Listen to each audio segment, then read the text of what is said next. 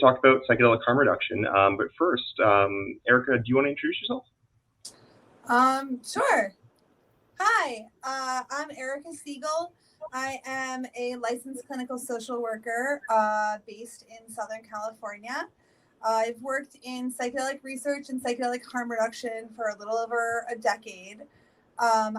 In 2019, I founded a psychedelic psychotherapy practice, psychedelic harm reduction based psychotherapy practice called Nest Harm Reduction, where we provide telehealth psychotherapy, community consultation, harm reduction education, and event support services to individuals in California and to events and communities all over the world. Thanks, Erica. And Mitchell, could you introduce yourself first, please? Yeah, Mitchell Gomez. I'm the executive director of DanceSafe. DanceSafe is a public health nonprofit that does a whole sort of variety of harm reduction services. We're certainly best known for doing on-site drug checking, but we do an awful lot more than that as well.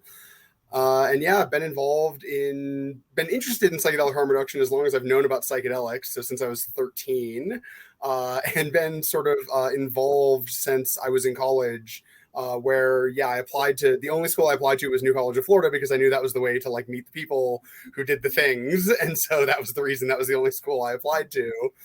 And shockingly, it worked out for me. So yeah, I've been involved in some aspect of psychedelic harm reduction and just general drug policy as well for, going on 20 years now. Thanks, Mitchell. So for those of you who don't know what MAPS Canada is, so MAPS Canada is a Canadian nonprofit committed to advancing psychedelic research by supporting scientific multidisciplinary research, advocating for drug policy reform, offering public education, and supporting equitable access to legal and regulated psychedelic medicine in Canada. So the agenda for tonight is we're going to have a conversation with Erica and Mitchell. I'll be the host on what psychedelic harm reduction is, how to do it effectively, and then we'll open the floor to some questions. So if you ever have a question throughout the talk, you can press the Ask a Question button.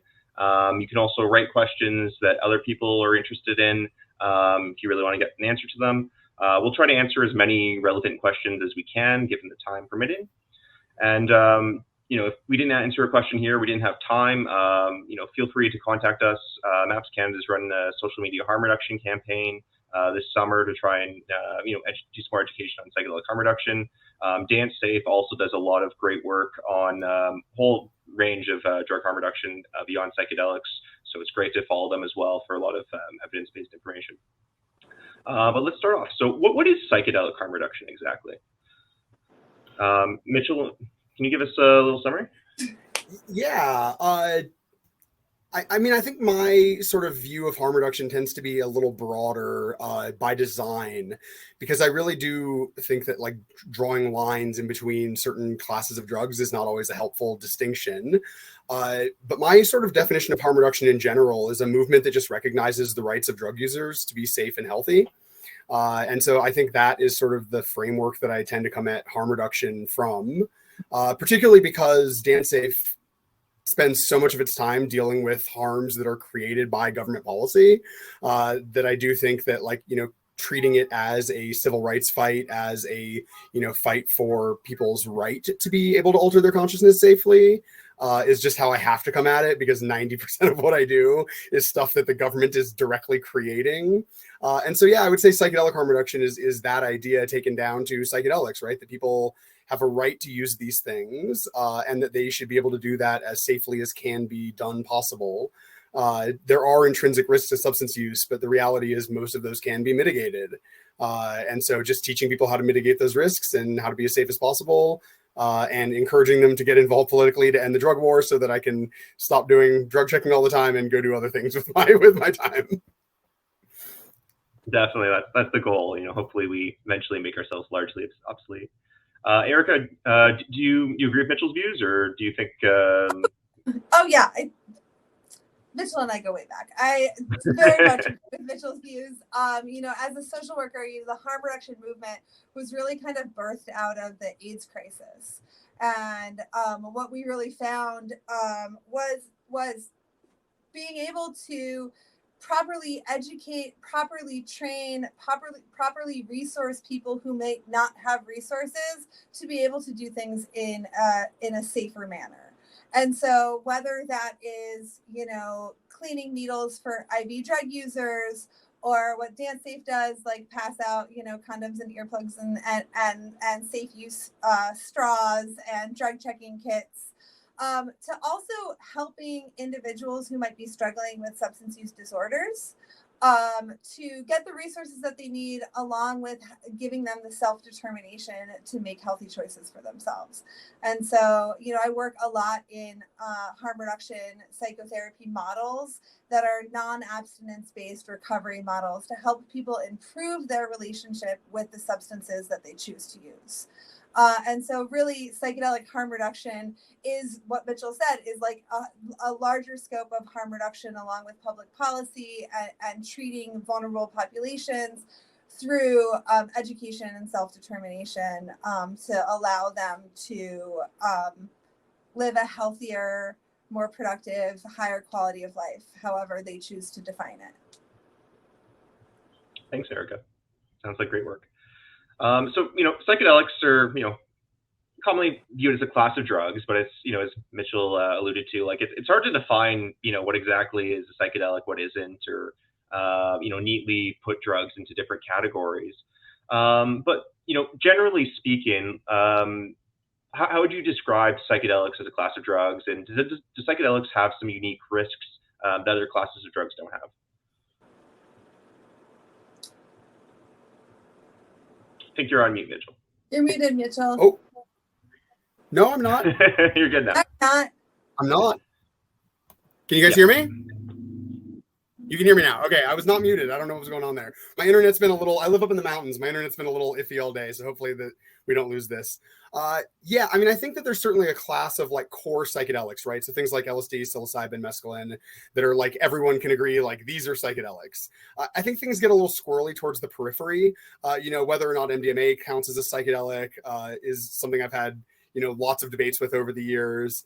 I generally think that people who fall hard in the no category are people who have not taken what I would call like inappropriately high doses, where it starts to metabolize really heavily into MDA in your blood, and it definitely becomes like a psychedelic at doses that I at this stage of my life don't consume, but in my like psychedelic jackassery in my 20s I certainly did. You know, I do. I think it gets a real squirrely towards the edges there. Salvia is another one where like salvia is a sort of dissociative psychedelic, right? It doesn't really sit within the sort of classical psychedelic, you know, framework. It's a deliriant, like you're having perceptual hallucinations, not visual hallucinations. Like when you come out of it, you realize that alien cityscape was actually your bookshelf, but your vision didn't change. Your perception of your vision changed. Like I don't know how to classify something like that, where it's a, you know, perceptual psychedelics. But I think that the core psychedelics in particular share a lot of really unique characteristics, one of which is that generally they don't have a known fatal dose, right? So something like LSD and psilocybin, you simply can't fit enough mushrooms in your stomach to reach a theoretical, like lethal dose of psilocybin. And that's a pretty unusual characteristic for a drug to have, that you can eat it until you're physically full, like you're full, like you can't eat anymore, and you have not reached a problematic dose, is a really unusual characteristic. You know, there are certainly plenty of drugs out there that have, you know, potentially fatal doses that aren't visible to the naked eye. And so, you know, the classical psychedelics, the fact that they share that characteristic, I think has created a culture of psychedelic use where people are a little casual about dosage. People are a little casual about their use. You know, this idea of like thumbprinting, where people take, you know, huge doses of crystal LSD, are physiologically not issues. Like that's accurate. The problems start to happen when you have misrepresentation, when you have other factors. You know, people have other medications that they're taking. But I would say that's the sort of core characteristic that they share from a harm reduction perspective, is that if you actually have what you think you have, and you are a person who has a sort of baseline equilibrium, right? You don't have a, you know, near family history of, you know, bipolar, schizoaffective disorders. These things are generally safe. And that's an unusual statement to be able to make about any drug. And one that I really like, and one that is part of the reason that I'm so motivated to go out and do drug checking, is that there are some really, really, really dangerous things that are sold as these other substances, including a court case that just recently finished of somebody who ended up having fentanyl and DMT and died, and they charged the person with drug-induced homicide. Whereas with DMT, like, you could never get a fatal dose of DMT into your lungs. Like, you would not be able to hold the pipe anywhere near, like, you lose your ability to do things long before. And so, yeah, I think that's a really important thing for people to understand, is that the dangers of psychedelics in particular are almost exclusively because of things like pre-existing, psychiatric disorders or government policy. As intrinsic molecules for a healthy person, they're really, really non-problematic substances in general.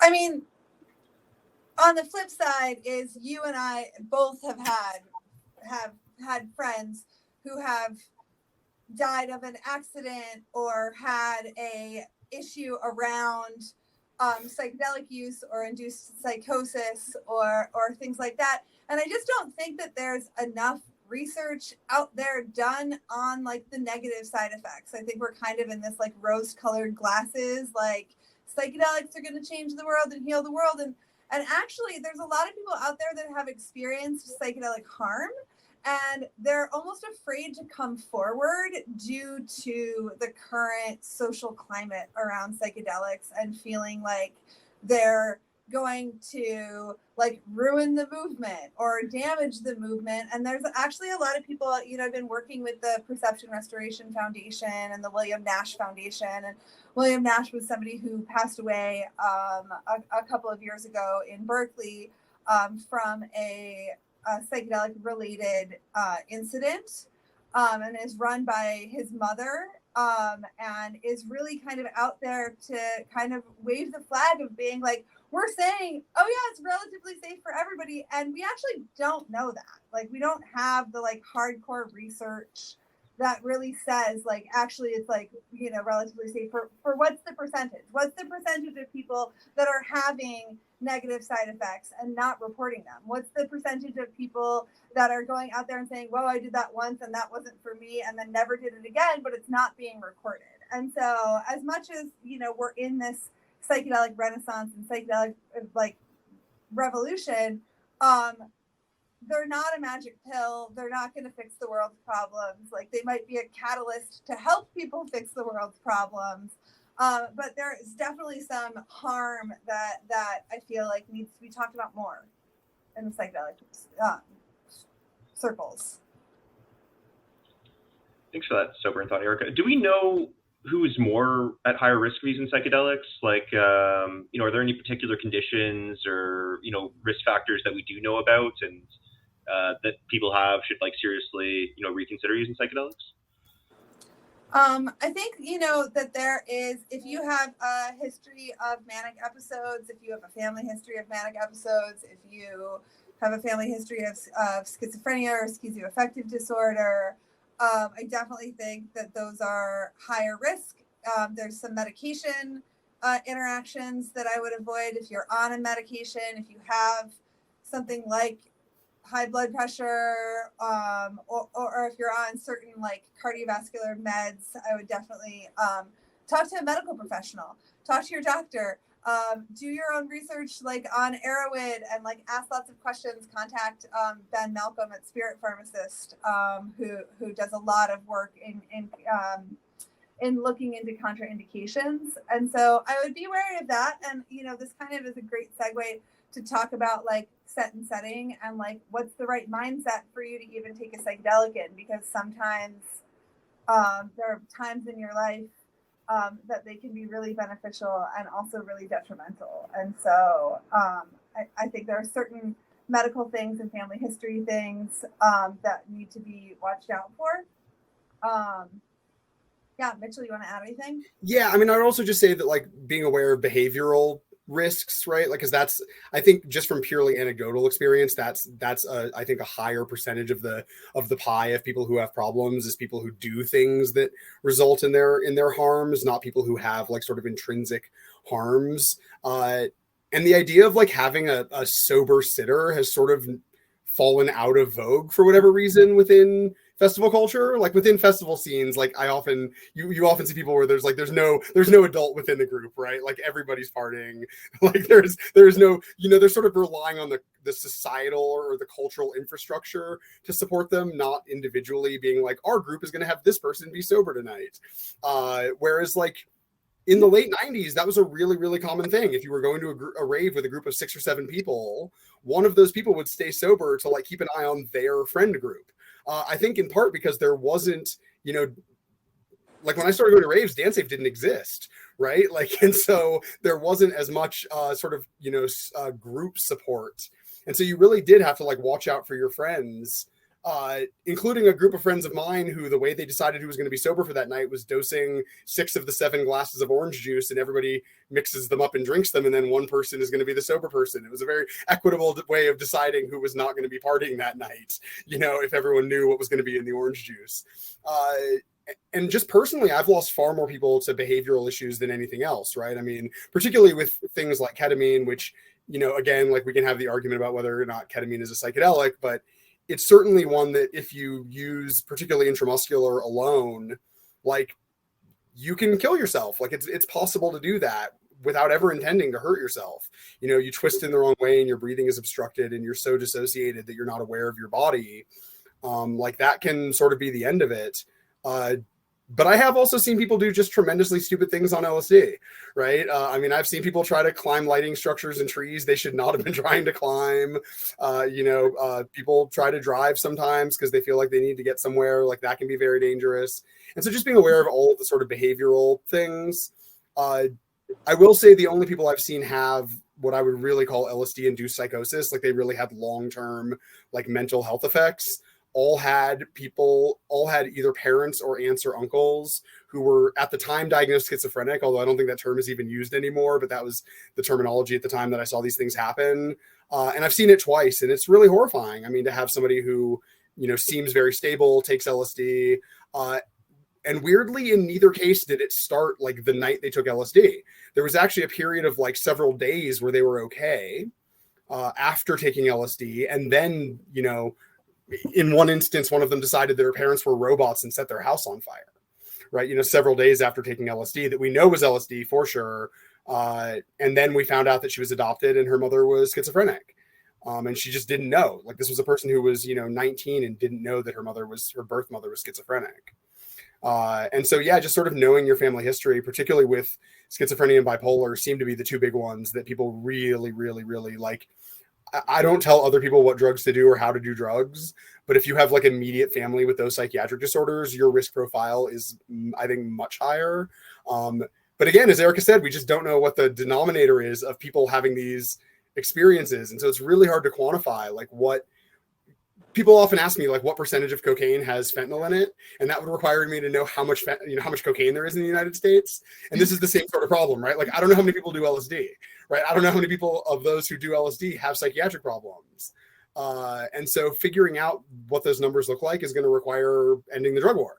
Like it's going to require creating a world where these things are trackable, where people aren't afraid to come forward because they're worried about either ruining the movement or going to prison.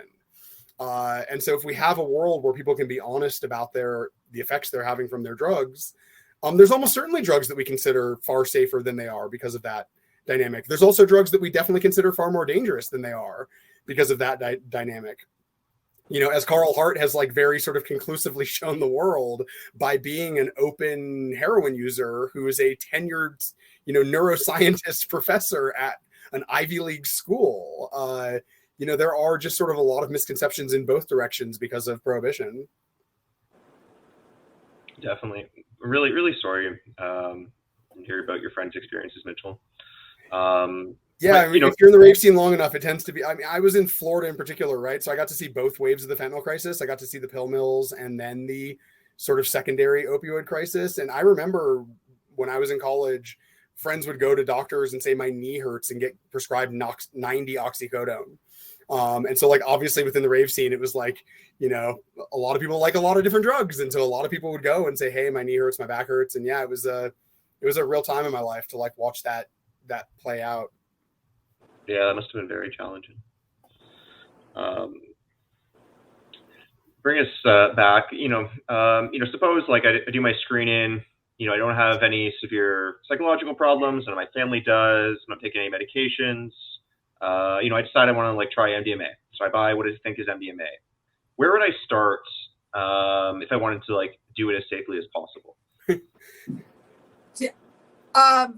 I feel like I can answer this for Mitchell. One would be buy a drug testing kit from DanceSafe. Please, I'll like promote it for you. You can buy a reagent test kit to test to make sure. But with a reagent test kit, you can test whether or not it has MDMA in it, but you can't test it for everything that's in it. So my advice to you is buy two and send one to drugs data or ecstasy data, which is like an anonymous mass spec reporting. And you can send it in to this website, and they will run a mass spectrometer, like figure out exactly what's in that pill. And then they anonymously publish them on a website, so you can look up with a serial number, so you can look it up. If we were in Portugal, this would be much easier, or at something like Boom Festival, where they actually have on-site drug testing in a decriminalized system. It's kind of the model that we're all hoping the world moves towards. But if you buy a pill, you can send it in to different organizations. You can get a testing kit to make sure that it is what they say it is. And so, as much as I would love it that if all drug dealers tested all of their drugs before they sold them to people, and were like, this is where I got this, and this is where it's made, and like, could give you an appellation, like a bottle of wine on the drugs that they're selling you. But like, that's not the world that we live in. And so making sure that you're testing it or sending it in for testing would be kind of step one in the realm of safety. I would also say just make sure to also use fentanyl test strips, right? So reagents don't screen for fentanyl, often because of how small fentanyl is as a total sample size. Fentanyl in MDMA is unusual, but sadly not unheard of. Like, we have confirmed cases of that where people have passed away, and we know the only drug they thought they took was MDMA, and their toxicology report showed fentanyl.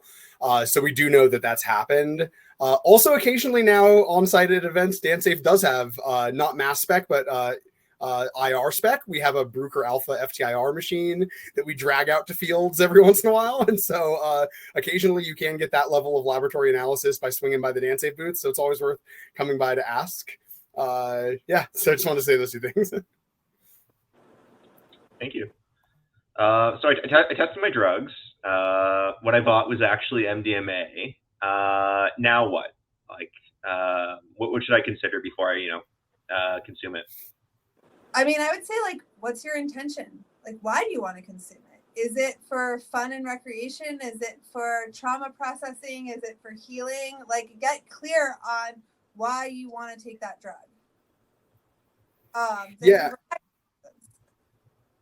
And I would actually, so I would say the other sort of big pre-consumption thing is dosage, right? Like, some people are very, very sensitive to MDMA. Like, I've definitely seen this happen where people take 120 milligrams and are just like completely floored.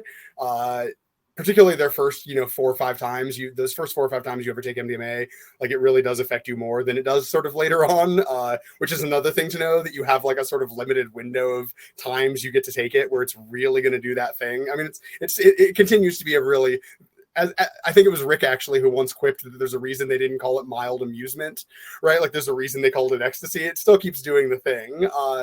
But a lot of times now, particularly with press pills, they're scored and meant to be broken, right? So if you see these like European press pills, they're often, 250 milligrams, which is 2 sort of full doses of MDMA, because a lot of countries in Europe have decriminalized possession of less than a certain number of pills, right? So if your country has decriminalized 10 pills and your pills are actually 2 pills, you have now doubled the number of doses that low-level drug sellers can carry.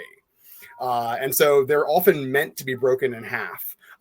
If it's powder, it's easier, right? Get a good milligram scale, make sure to weigh it out, do that part sober, and do all of your research sober, particularly about combinations, right?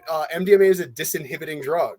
And so there tends to be this dynamic where people are like, oh, like, do you want to try this other thing? And you're already on MDMA. And people are like, oh, sure, I'll try that other thing. And sometimes that other thing is not what they thought it was, or doesn't combine well with MDMA. And so, like, figuring out what you want to do in that night before you alter your consciousness, making a plan, doing the research is always worth doing, just because of that dynamic of MDMA being such a disinhibitor, where people, often make decisions that maybe they wouldn't have made sober. And sometimes that goes very poorly. And, like, sorry, go ahead, Erica.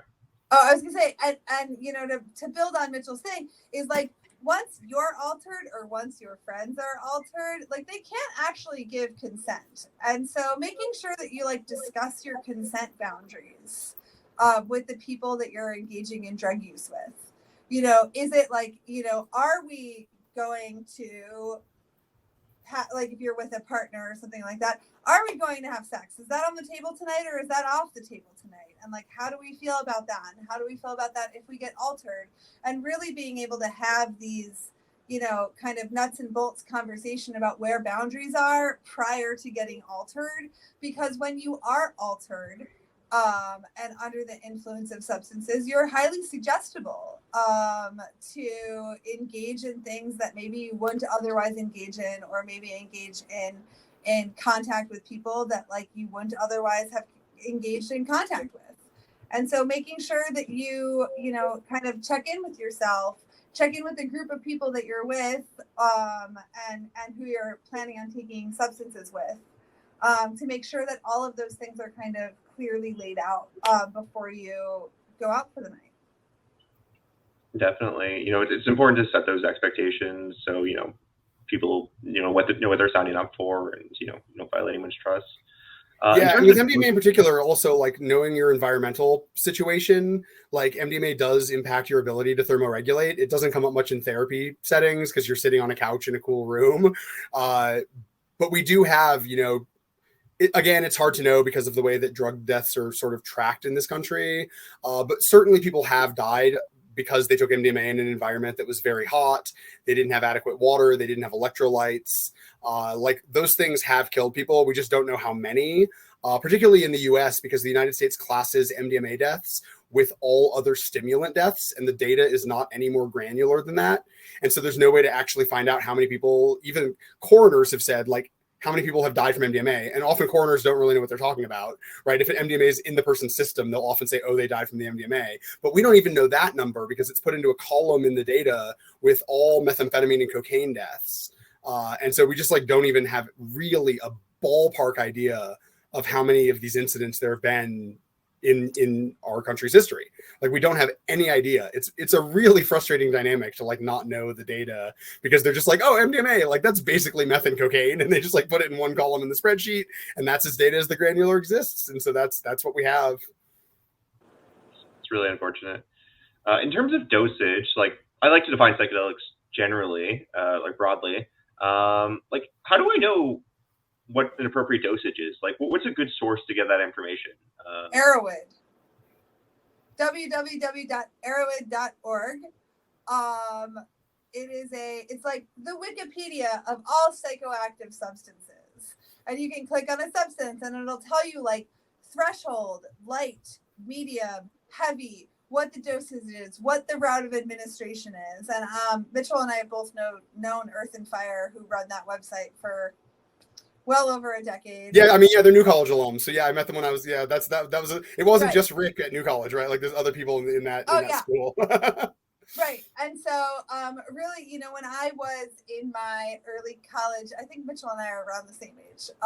But, like, in those, late 90s, early 2000s years of reckless abandon and substance use prior to us becoming professionals, that's really, like, where the resource was being able to use these online compendiums, these online information sources, trip reports, things like that. And out of all of them, I would say that Arrowwood is probably the most well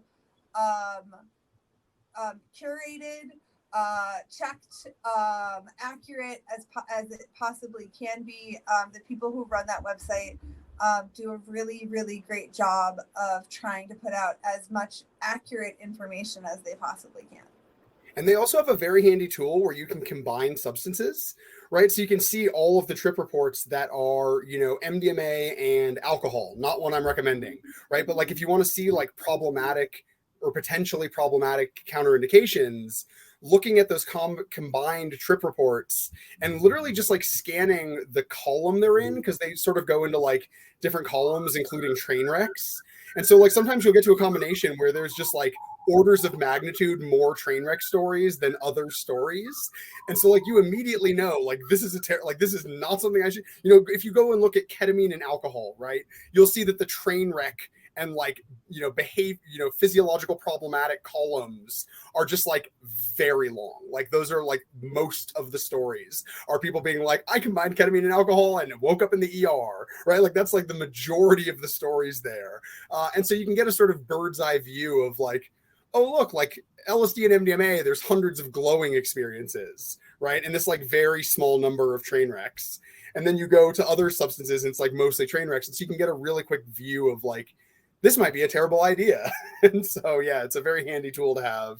I wish it could do like 5 substances. That would be, I think 5 would be my ideal number to be able to look at as like a bird's eye view. But I think it's 3, I think is the max you can do on Arrowhead, unfortunately. But it's a great resource to have.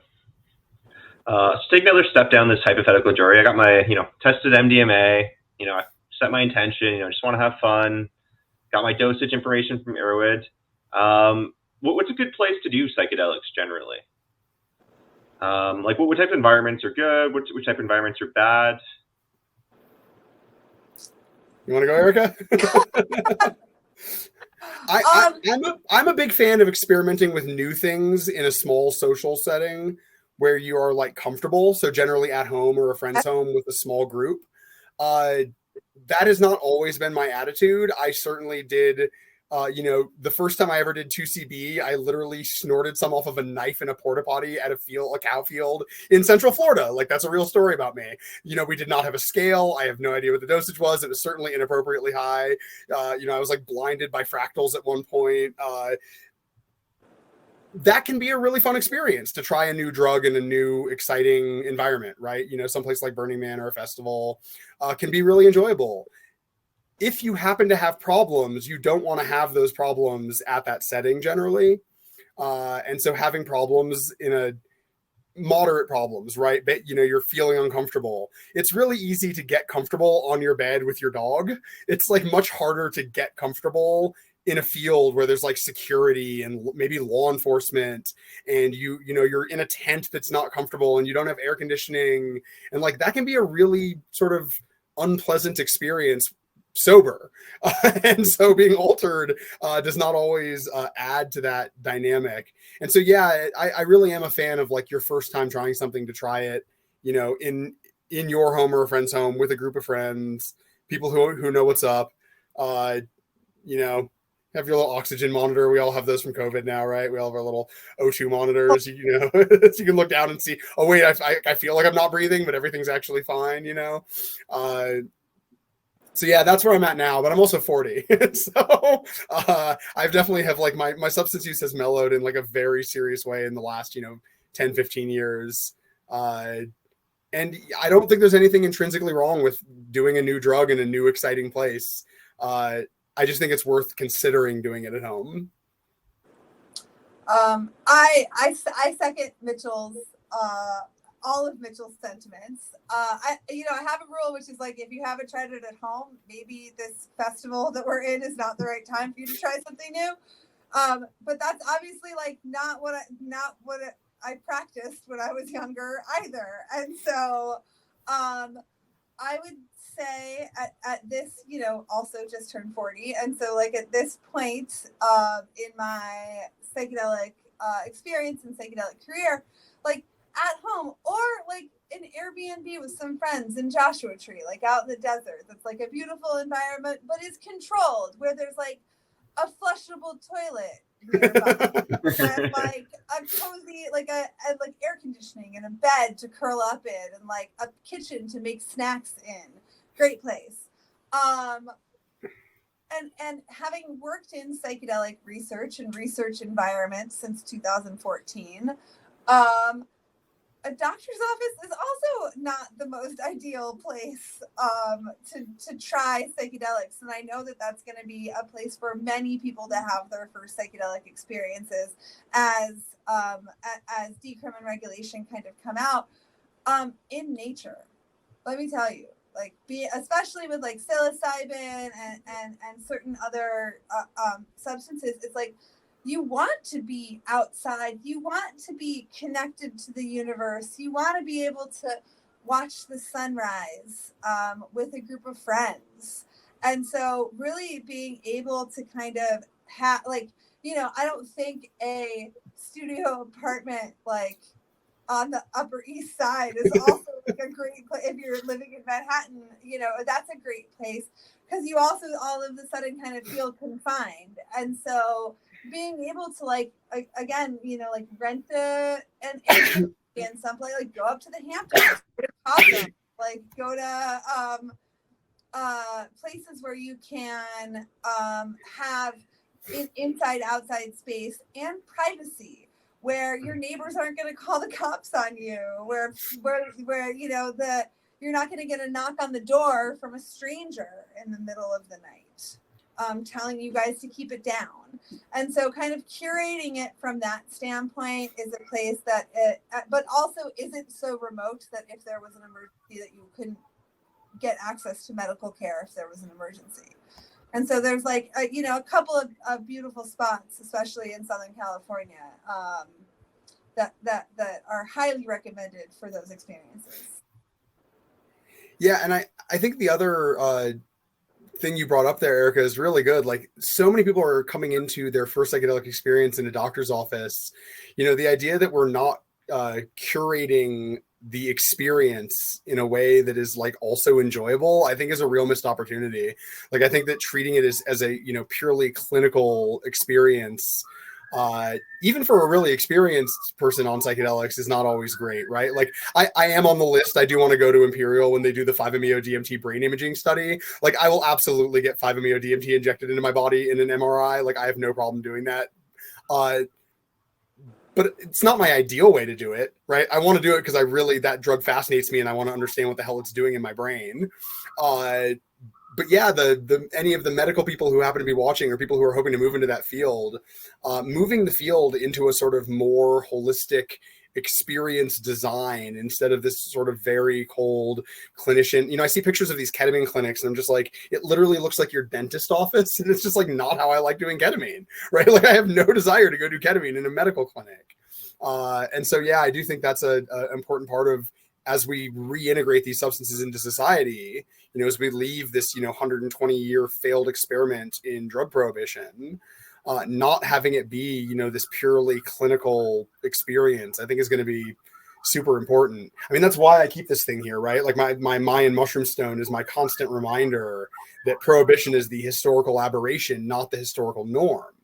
Right? For most of our species' existence, anyone who wanted to experience these things had some way of accessing them.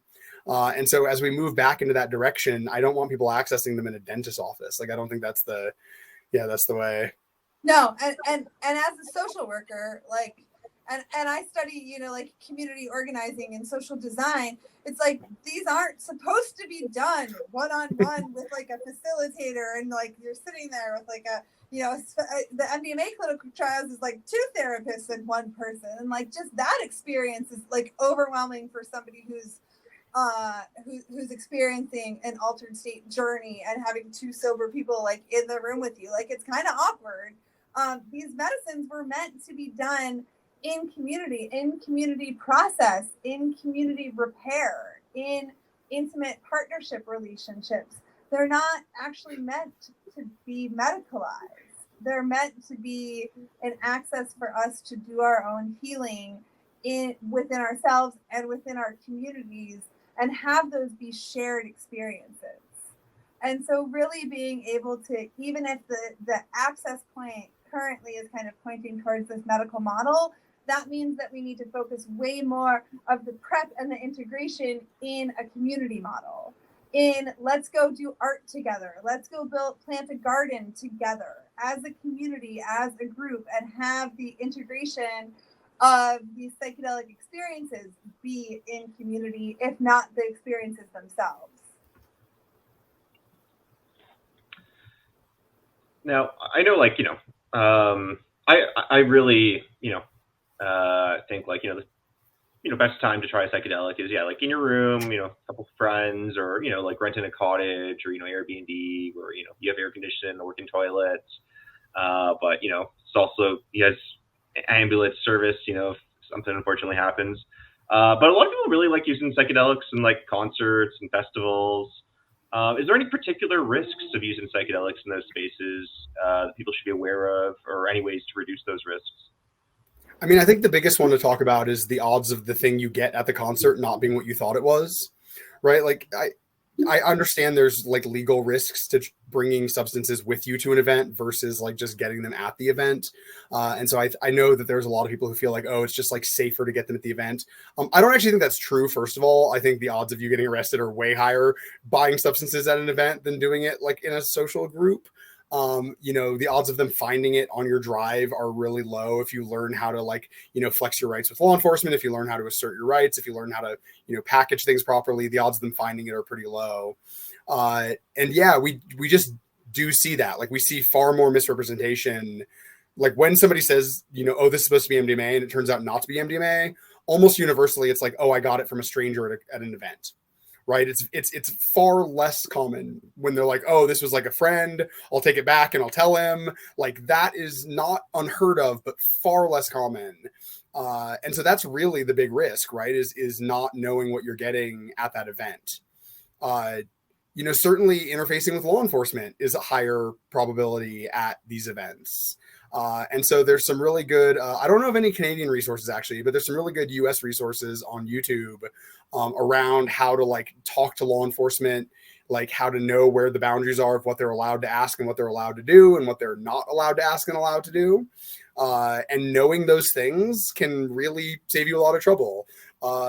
I actually only know of one Burning Man arrest story that I've ever heard that was like entirely unavoidable, right? Like it was just like shitty timing, shitty luck. There was nothing this person could have done differently.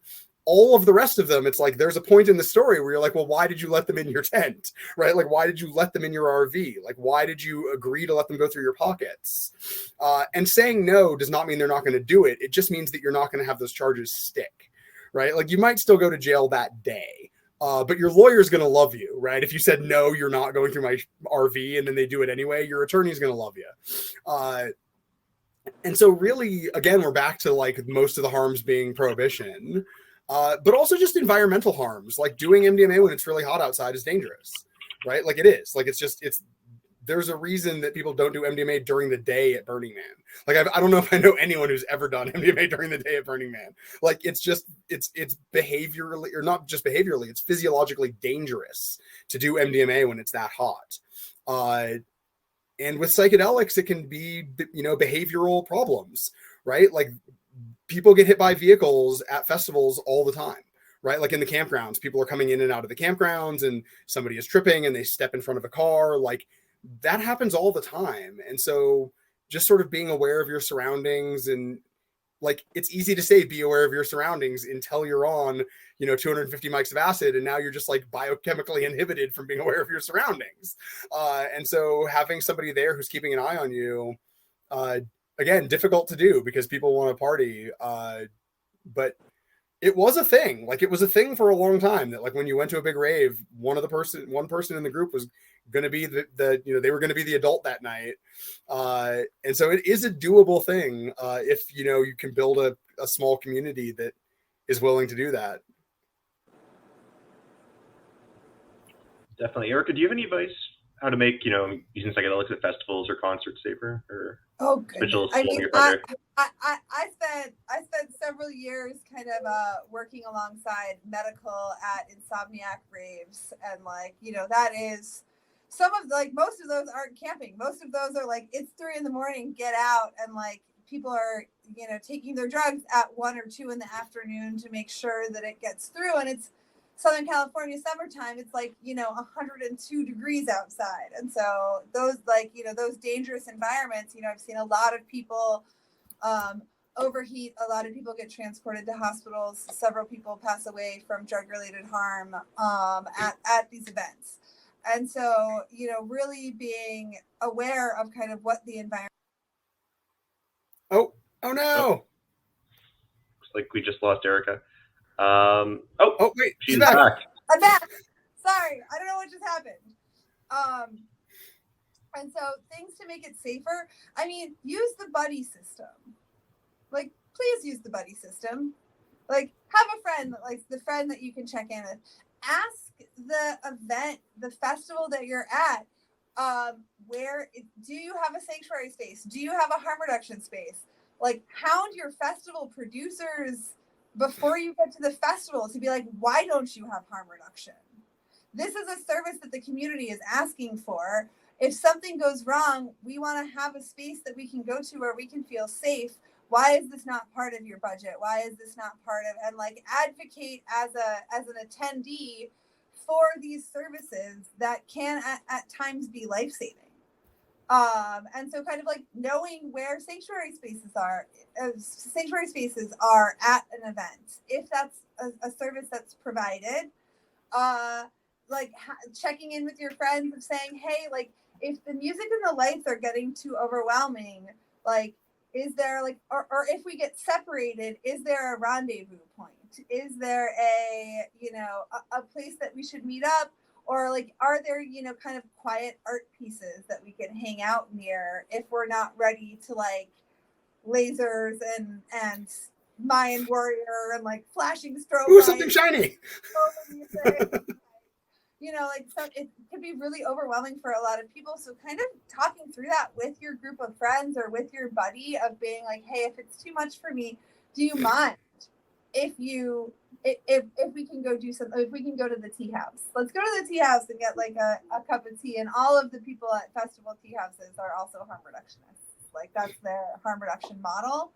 And then, kind of talking through it of being like, hey, like, if you want to go out and party and I'm not feeling like I'm okay to party, like, I'm cool being like going back to camp, or I'm cool going to a sanctuary space. Drop me off, come back in an hour and come check on me, and kind of come up with like well communicated safety plans for people who are going to take substances at festivals. I also, I'm a strong believer in what Mitchell says, which is like, if you're getting your drugs at a music festival, the likelihood of you actually also testing those drugs are pretty slim.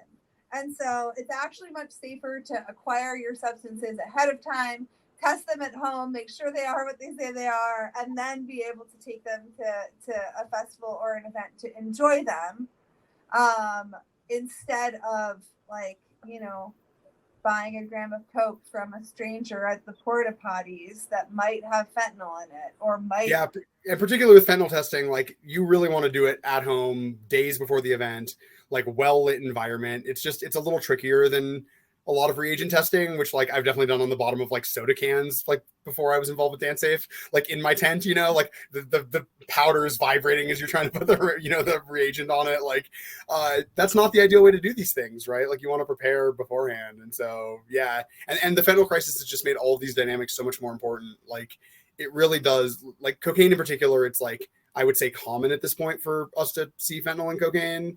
And I think Canada's getting hammered just as hard as we are down here with fentanyl. It seems like you guys are getting hit real hard up there as well. So, also, every single person on this in this community who's listening to this webcast should have Narcan on them at all times. It is so available at so many different places. Nest is a Narcan distributor for the state of California now. I carry Narcan on me at all times. Actually, you'll really like this, Erica. Hold on, I'm going to grab something. I don't usually do this during a webinar, but I got to do it. And so get Narcan. It saves lives. I've had to go to funerals because people didn't have Narcan. And so it's a drug war, and like lots of innocent people are dying. It doesn't really seem like anybody in public policy is listening around that or going to take action around that. And so, Mitchell, what do you got? There's a girl on Etsy who makes really cute Narcan keychains. That's a little pouch to hold your Narcan as a keychain. Ooh, I got my little butterfly Narcan keychain on my keys. That's cute. It's literally, it's 2 car keys, Narcan, and earplugs. It's like the most DanceSafe keychain ever. So. And for those who aren't aware, pretty much, any pharmacy in Canada, you can get Narcan for free now. It's very accessible, and it's not that hard to use. It comes with instructions, and it could be in any drug at this point. Like, fentanyl is, often in opioids. I'd say commonly in cocaine in Canada, but it can be in MDMA, it can be in ketamine, it could be in anything. Right. There was a case 2 years ago where somebody was laying carfentanil on blotter paper. Not because they were selling it as LSD, but because it's active in a microgram range, and there's not a lot of good ways to distribute microgram active substances. But the problem was they were just buying random blotter paper on eBay and like laying carfentanil on it. So there was bicycle day blotter that tested positive for carfentanil. It's terrifying. That is terrifying. It's so much more expensive than LSD. Like, there's no way they were selling it as LSD. But they were literally just buying blotter art on eBay, putting the carfentanil on it, and selling it as carfentanil. It's like, it's literally paper. You could buy paper that printed carfentanil, 200 UG on every, 10. Like, it would be easy to do this. It would just be, higher arrest risk. And so they were just getting blotter on eBay, and that was it. Like, there was a couple of, I think 3 or 4 confirmed cases of that, like in Canada 2 years ago. Thanks. So just to back up a step, so we dropped links in the chat to the Canadian Know Your Rights Guide and the US Know Your Rights Guide. Full disclosure, my current day job is working at the Canadian Civil Liberties Association. I didn't work on this particular guide, but they do great work and work on a lot of constitutional issues. So just also, like you mentioned this a couple times, Mitchell, having a sober friend in the group. What is the role of that sober friend or that sober trip sitter when, they're supervising people doing psychedelics? Yeah, I mean, I think going through like a psychedelic trip sitter training is a real good thing to do. I think everyone in this community should do that. There's a lot of them out there now. And so learning how to do that. But honestly, my experience doing it was always less about trip sitting and more about just like keeping an eye on the environment. Like, it was just like keeping an eye on like what was happening in general. Like, this is not a person you would usually go home with. You're real high. Like, maybe you shouldn't go home with this person. Like, the reason I stayed sober tonight was to like be your sober conscience. And like, I'm telling you, this is not a person you would usually go home with. So like, you should not go home with this person. Right. Or like, hey, like, I know you think you're okay to drive. Like, I 100% promise you, looking at your eyes, like, you are not okay to drive. Right. Like, I know you feel like you're there. Like, you took that LSD 7 hours ago or 5 hours ago. Like, I know you don't feel like you're peaking anymore, but like, you are not ready to drive. And sort of just keeping an eye on the sort of environmental things. But if somebody does have an experience go sideways, which is a thing that can happen, even with really experienced psychedelic users, even using psychedelics they've used hundreds of times, like, things can go sideways. That's why these things are what they are, right? They're not predictable. It's also why MDMA made so much sense as the first one to medicalize, because MDMA is a really replicatable experience for like most users, whereas LSD and psilocybin aren't. Like, they don't have a narrative in the way that MDMA does, like a predictable, universal sort of narrative arc. And so knowing how to help your friends move through a difficult experience, if that's what it turns into, is a really good skill set. I'll pitch the MAPS book, right? I mean, this is like, they literally sell this for below printing costs. Like, there is no way they're able to print this thing for $20, and yet they sell it for $20. So yeah, it's just the manual of psychedelic support, has a lot of really good information in it.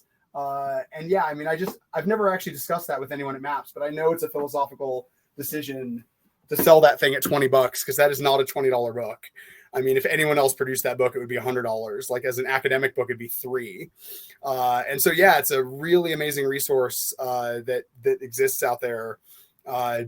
And also, if you just type in like trip sitting into YouTube, there's like a lot of that term is really falling out of favor. Terrible trip sitting videos too. There's some terrible ones too. Don't believe all the advice, for sure. But there's also some good ones. But yeah, that term is falling out of favor. Peer support has become sort of the standard terminology. I still really like trip sitting. I think it accurately describes what most of peer support is, but not all of it, certainly.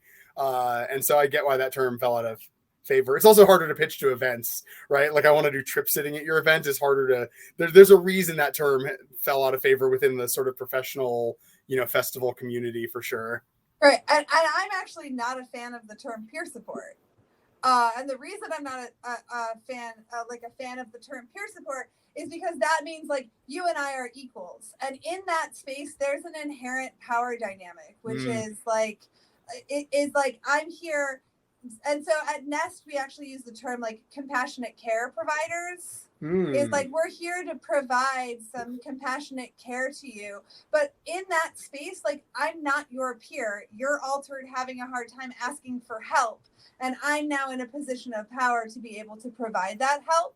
And I think it kind of muddies the waters of like, oh yeah, like we're just peers, we're just friends, and it creates a little like funky boundary. That's a really valid criticism of that term that I've not heard before. Yeah. And so I really like it as like we're here as harm reductionists. We're here to provide compassionate support to the community. And like in Nest, outreach training is like, we talk about power dynamics. We talk about, like when somebody's coming to you for help, it's not like, hey, we're homies, we're buddies, I'll take you through this. Now, if you're in a group of friends and somebody's like, I'll be the homie for the, like, I'll take one for the team and be the one that watches over all of us, that's fine. But in these sanctuary spaces and support spaces, I think having a peer-to-peer label is something that I feel like we should move away from a community, because it can create some confusion about what the roles are in those spaces. I think that makes sense. And if I'm having a bad trip on psychedelics, it's possible it can be difficult experiences. What can I do to try and mitigate that? How could a trip sitter or compassionate care provider help me through that experience? I think one thing is reassurance. Like, my favorite thing is like, you took a drug and it's working, and ideally a drug will eventually wear off. And like in my universe, time is linear. Like you might feel like you've been in this state for hours or days or lifetimes, and like the time dilation part of psychedelics is like a real thing. And so to have somebody there to kind of reassure you that I'm on your team, like we're gonna get through this together, have a hand to hold, that like is that person that's like will reassure you of like, how long's it been? That's like my favorite tripper repeat thing. It's like 3 minutes, 5 minutes, like 2 hours, like we made it. And kind of really addressing that time dilation thing. I think a change of set and setting is really, is it hot and uncomfortable? I always do the wellness check. Like, when was the last time you peed? Like, oh my God, I really need to pee. And it's like, great, let's take you to a porta potty and when was the last time you ate? When was the last time you drank something? Do you have your warmies on? Are you running around and it's 50 degrees and you're still in a bikini and your day clothes? Like, let's make sure that we're covering kind of all of these bases to make sure that we're eliminating the things that could be causing the discomfort, the external things that could be causing the discomfort. Bearing witness, like having somebody be a witness to what your process is powerful. Having somebody who's listening to you, who's seeing you, who's reflecting back to you, who's who's being present with you, I think is really helpful. Because a lot of times people get stuck in these I'm alone loops. And really kind of having somebody who's on your side and a cheerleader on your side, I think is really helpful. That's why people who are working in these spaces, are required to be at a sober baseline. It's because you also can't also be high and go to a high person and be like, hey, help me. It's the reason why sobriety is so important in these spaces. Mitchell, you want to add anything? Yeah, I mean, it's a field that I don't spend as much time engaging with, right? Like, there's a reason that DanceSafe doesn't do this, is that it's not our wheelhouse.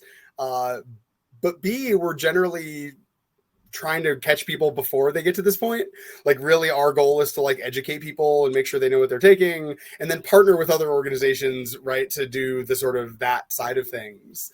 But yeah, I mean, I think just knowing in terms of an individual person, I think really making sure that you take psychedelics knowing that they're psychedelics, right? Like you don't want to go in casually.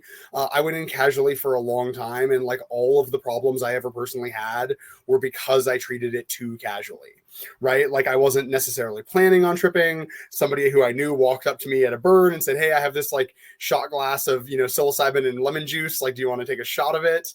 It's just like, yeah, screw it. Like I'll take a shot of this. And then like my night went just like completely sideways because I had not taken any, like done any internal work about like what I wanted to do that night, like gotten ready for the night, like it's now nighttime and I'm still in my daytime clothes because I like didn't time this thing correctly.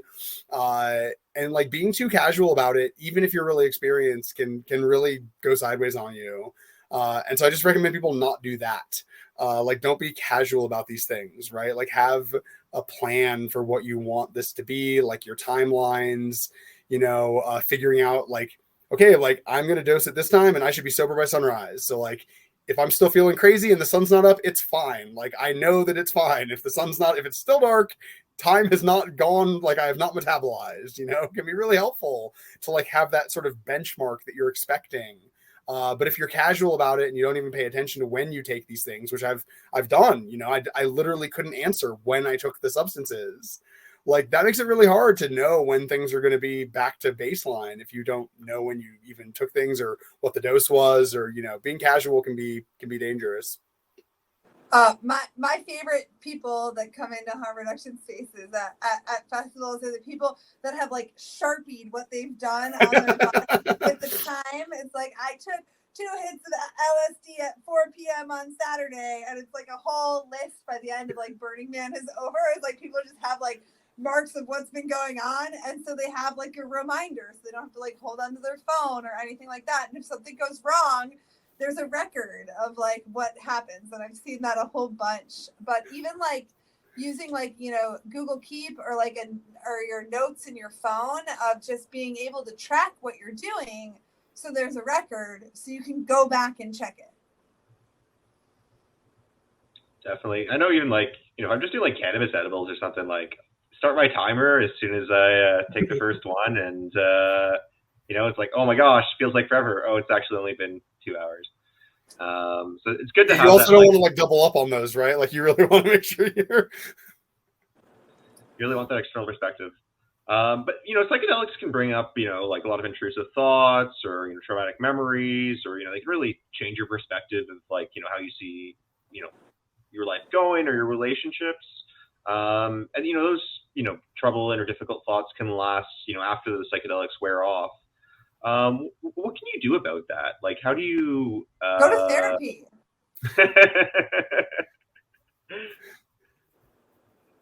Right. And yeah, go ahead. And would you like, do you think all therapists are capable of doing that integration work afterwards, or would you recommend certain types of therapy? Like therapy is a very broad umbrella.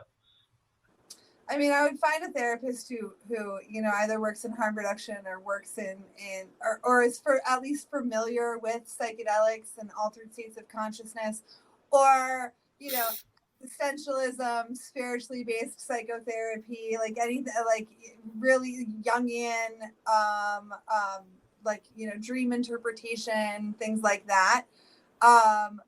But if you're There's one more subfield that's not as well known that actually does have some weird overlaps, which is people who help people who've experienced UFO abduction experiences.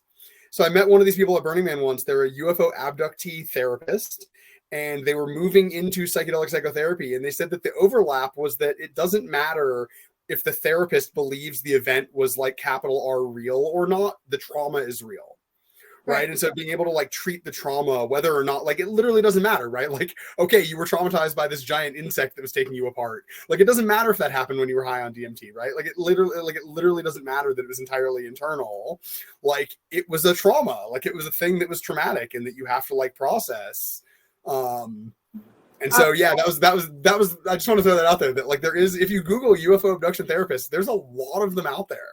And a lot of them are like sort of, I think, weirdly qualified to help with psychedelic integration therapy because they're used to dealing with sort of non-ordinary states of consciousness, right? Like, I don't know what else to call that, being pulled out of your bed through a wall. Like, that's a non-ordinary state of consciousness if I've ever heard one. So. And in my psychotherapy practice, because I know it's very rare that I actually work with psychedelics in a clinical setting. I do a lot of integration work and a lot of preparatory work with most of my clients. But because I am a psychedelic harm reduction practice, I get a lot of people that have been harmed by psychedelic practitioners or been harmed by somebody who has given them psychedelics.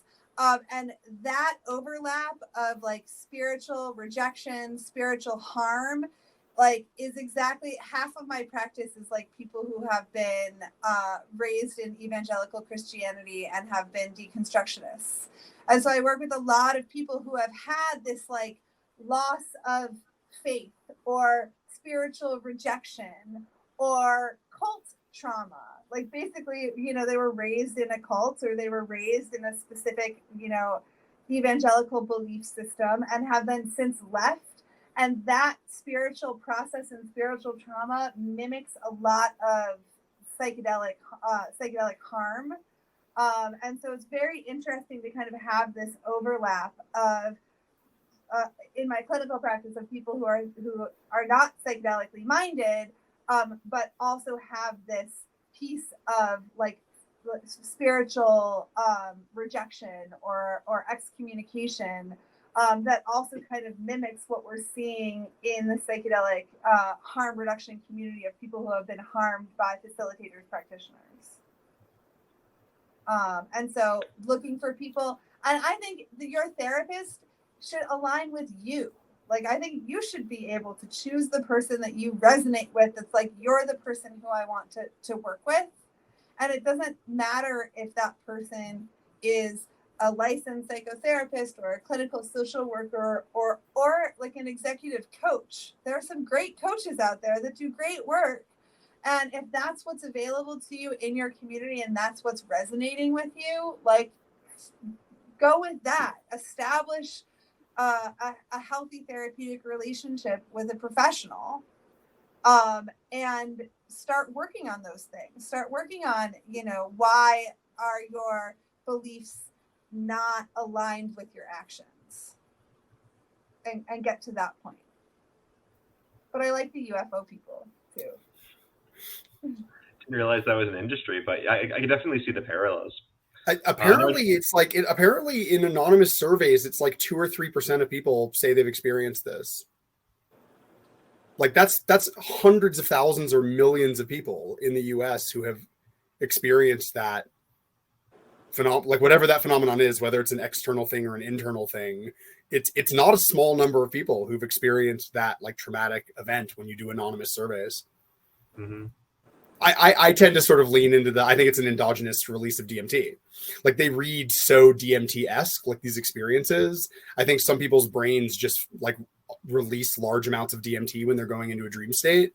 And they like experience that as like being pulled into the light and you're in the cave and there's these beings that are talking to you telepathically. And like, what did I just describe? Right? Like it's, you can't tell me which one of the two things I was just describing. Like it could have very easily been either one of them. And so, yeah, or maybe when you smoke DMT, you're talking to aliens. I don't know. I don't have any good answers. I don't know a good way to test these hypotheses. So. Now, I do want to leave some time for questions, but is there any harm reduction tips that you really want to share that we haven't had a chance to discuss yet? I mean, the big one I would say is that we need a sort of community recognition that many of these harms are created by government policy, and all of them are exacerbated by government policy, right? The term bad trip didn't even really exist within LSD using communities until it had been criminalized and people started getting paranoid about being arrested, right? When it was a bunch of like, theoretically grad students, but quite a few undergrads as well, right? That's the whole reason Leary got kicked out of Harvard. But when it was a bunch of like Harvard kids doing it with their professors, people pretty universally had positive experiences. It was very, very like they didn't have the terminology of like a bad trip. It was only once it was illegal, people were like, oh, I'm breaking the law, I might get arrested if I get caught, that it became this like that paranoia came into the psychedelic spaces and created, a lot of these dynamics. And so even things like that, right? Like forgetting misrepresentation, forgetting the fentanyl crisis, even a lot of the things that we think of as like psychological, outcomes of psychedelics are exacerbated by prohibition. And so, coming together to push back on government policy, reintegrate these things into our society, really is sort of the only like harm elimination move. Like a lot of what we do is harm reduction. It's mitigation.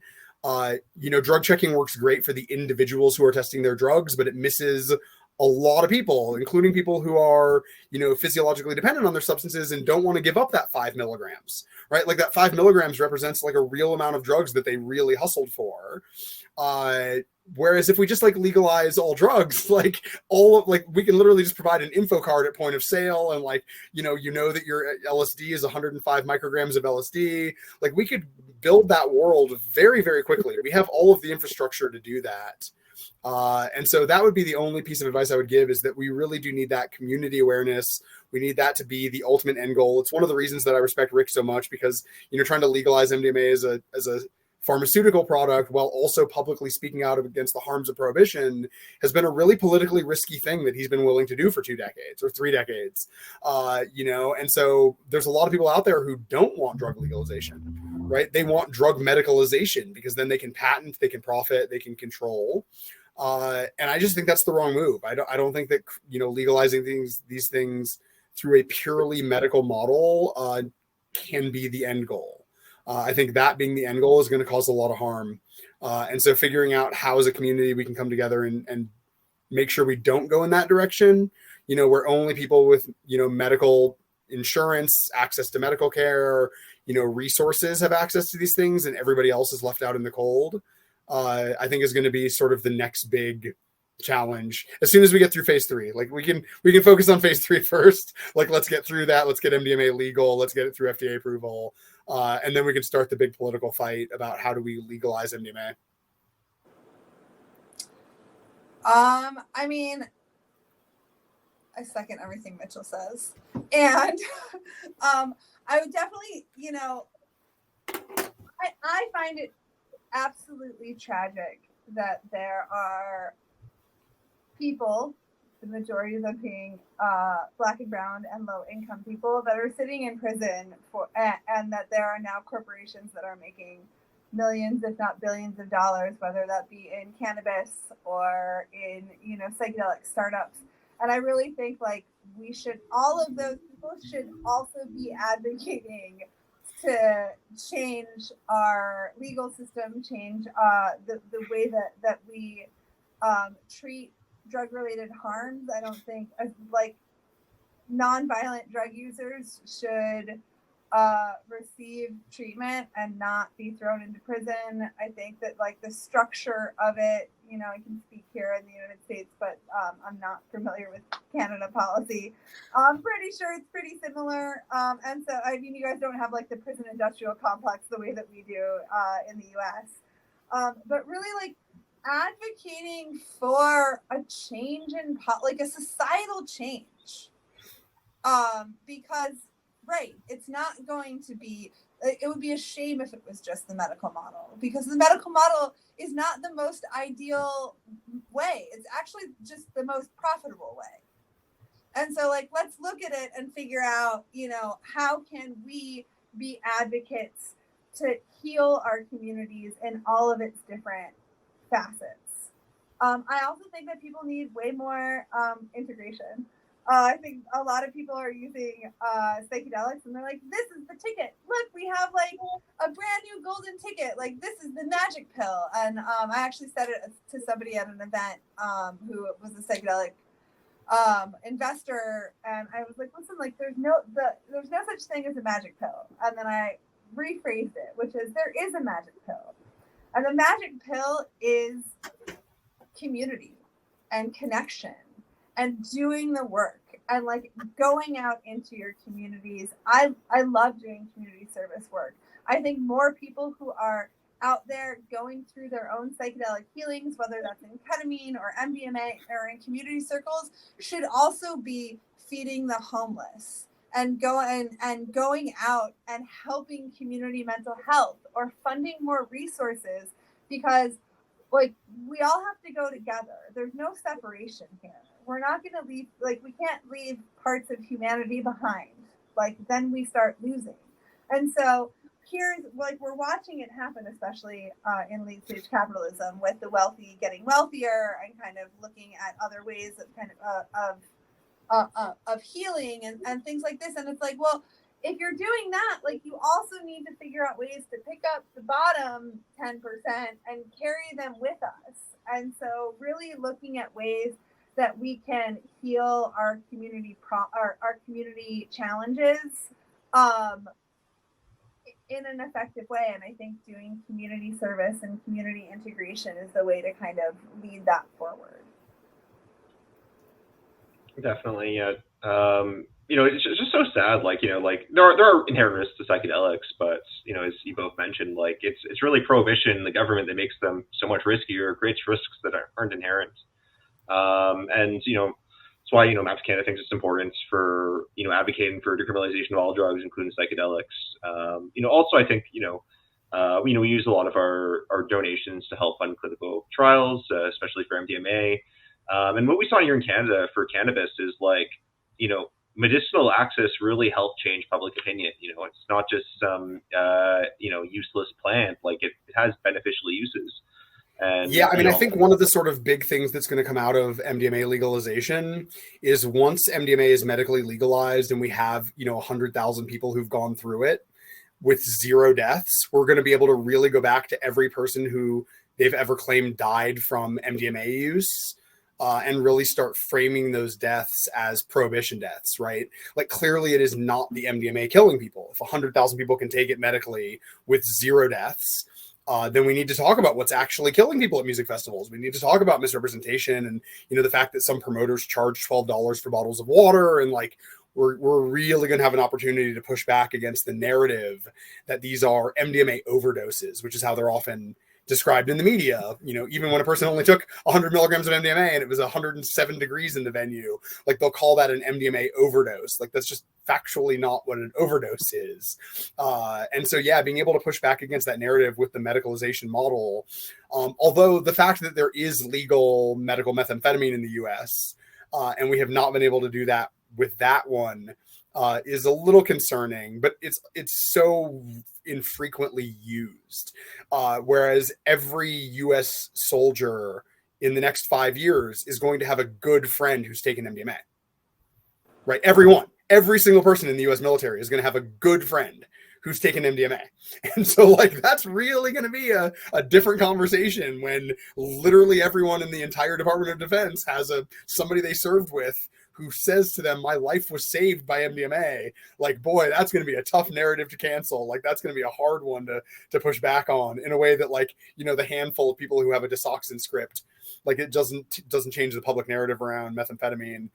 Even though it should. Like, we make Desoxyn gummies for children as young as 7. So clearly methamphetamine is not that dangerous of a drug, right? Like, if you can give it in gummy bear form to 7-year-olds, like, maybe we should be having a conversation about drug policy. Or, for-profit pharmaceutical companies making methamphetamine gummies for 7-year-olds. We can have both conversations at the same time. So, Mitchell, I love your optimism. Yeah, I know. The eternal optimist. It's yeah. Thanks. Well, let's get to some of the questions. The most popular ones for Mitchell. So, how does DanceSafe evaluate the effectiveness? It's hard with prohibition, but do you know which your interventions are more effective, less effective? Yeah, I mean, the unfortunate answer is that isn't really a metric we use in the way that I think that person is asking, right? Like, we're not an academic research organization, like, pretty much by design. We have partnered with academics on multiple occasions to do surveys around whether drug checking influences a person's drug consumption behavior. A lot of those have been sort of internal research questions. And so, yeah, the idea that like we can evaluate the effectiveness of drug checking or the effectiveness of DanceSafe as an organization, like that's not really how we pitch donors. It's also not like we don't operate with government approval. We actually very explicitly operate outside of the law. There's a meme that goes around all the time that's like, how badly describe your job. And the way that I do that is that I break state and federal drug law and brag about it on Fox News, right? Like, and so like that is the bad description of my job. We do know that drug checking is tremendously effective for changing the consumption behavior of the individual we're interfacing with, right? Like if a person's cocaine tests positive for fentanyl, I have never had a person not immediately ask me, where can I dispose of this cocaine? That has always been my experience. That's the next question every time. I'm also dealing with a tremendously privileged population. It's people at a music festival. Clearly, they've spent thousands of dollars to be here. Going and scoring another bag of cocaine is not that difficult for them. When I tell people who work in opioid harm reduction that that's always the next question, they're always flabbergasted because that's never the next question they get when they're doing testing at a needle exchange in, inner city Chicago. Like that's not the question you get when it's positive for fentanyl. In terms of changing, the risks of drug use at an event, if that is what Janet was asking about in this question, I don't think there's any way to accurately measure that level of impact. We do know that drug checking is very impactful for the people we are interfacing with. And that's all we've ever really been able to look at. I don't know if anything's ever been published on that. There have been some fentanyl strip programs published. If that is something, if you Google like fentanyl strips change drug behavior, like you'll see a few peer review studies that we helped with study design, or, we also did the study that showed the fentanyl strips worked. But yeah, the idea of like reports and how we're, effectively impacting drug consumption, like that's not something that exists, or even something I can think of like a theoretical way of studying. And I did like a lot of study design in grad school, and I like can't come up with a way that I could do that. And it's something I've given a lot of thought to. We just don't know how many people are using drugs at events. We don't know how many of those users we're interfacing with. We don't know what behavior would be changed if we weren't on site at events. And so it's really a difficult thing to study in a world where people are so scared to be honest about their drug consumption. Thanks, Mitchell. So the next question, what would you say to people who think harm reduction encourages people to use drugs? Erica, do you want to give it a try?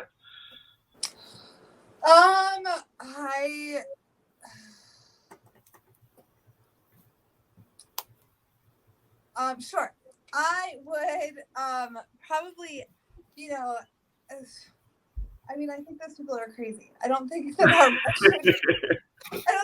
reduction encourages people how to use drugs. I think harm reduction encourages safety in all things. Because I don't think that we're it's like it's like you're looking at a trapeze. It's like, oh well, like we're just not going to teach them how to use it. We're just going to like let them fall and hurt themselves. And it's like they're going to use it anyway. And so it's not about an encouragement. It's about, it's kind of like the only thing that Narcan enables is people breathing, like so they can make a better decision the next day. And that decision might still be to use, and that's okay also. But it's about having compassion. It's about having, compassion for your fellow human who is, sometimes engaged in substance use due to suffering or lack of tools or coping skills due to childhood trauma or existing trauma, or it could be that like you want to go have fun with your friends. And like, and we've been, engaging in altered states work and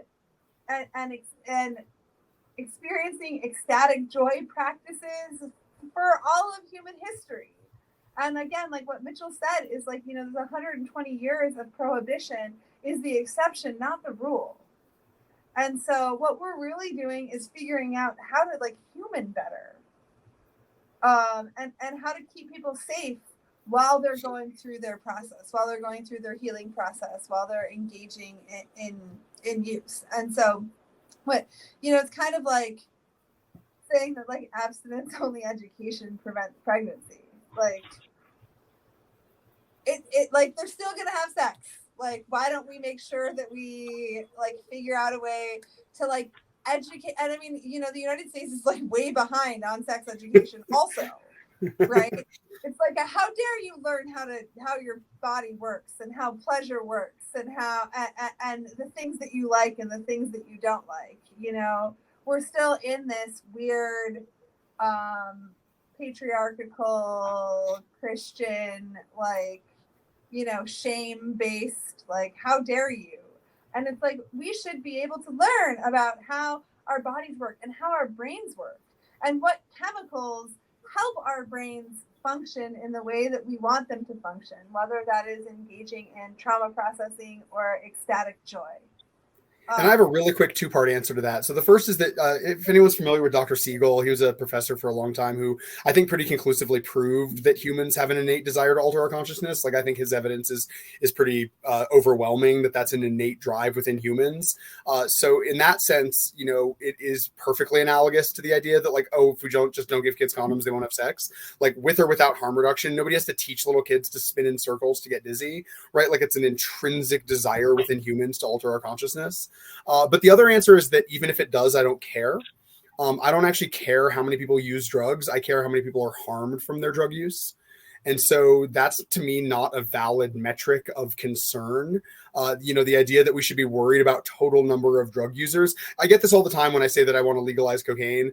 You know, that one in particular tends to really grate on people. Like, I want to legalize all drugs, but for some reason, cocaine's a really hard one for people to wrap their heads around. And they're always, you know, oh, don't you think there's going to be an explosion of use? And I don't. I think there'll be a small increase in use, but I'm willing to trade a small increase in use for a massive decrease in fentanyl adulterated cocaine. Like, it's a trade that I'm okay with. And so even if harm reduction does encourage drug use, I think that we should be honest that we're okay with that, right? Like, it's not the metric that we should care about is not how many people use drugs. The metric we care about is how many people are harmed by that use. And so that's the number that matters, and harm reduction definitely demonstrably reduces that number. And so, like, okay, maybe it does. like that's not the number I'm concerned about. And just to let you know, I have a client starting right at 6:30, so I'm gonna have to bounce in less than 3 minutes. Okay. I'll try and sneak in one quick question then. Try and blend a couple. What can, you know, people listening do to help advance harm reduction? You know, we all want it, but, you know, up in Canada, like, you know, we don't have a DanceSafe. There isn't testing kits at a lot of festivals. Like, what can individuals do to try and, you know, get more harm reduction up here? Mitchell, you want to take that one? Yeah, I mean, I think voting with your dollars and making noise are sort of the two big ones, right? So, like, there are festivals up there that take harm reduction really seriously. You know, Shambhala being sort of the big example. Like, they take it so seriously. And so actively supporting, you know, festivals that do take harm reduction seriously, and also relentlessly pestering those that don't, right? Like, for years, I've been threatening to make "Where is DanceSafe" stickers that we would just give out by the 10,000. And so that when you were at a festival that didn't have DanceSafe, you could just like plaster, you know, but I don't want to burn bridges, but like, "Where is harm reduction" stickers, I think, is a valid sort of form of criticism. And like, really bug them on social media. Like, if they don't have harm reduction services at their festival, like, they are telling you something about how they feel about you as a patron. And like, the response you have to that is appropriate and rational. Like, they're very explicitly telling you what they take seriously and what they don't. And if they're willing to fund, you know, 25 beer stands, but not fund one harm reduction station, like, they have told you how they feel about you as a patron.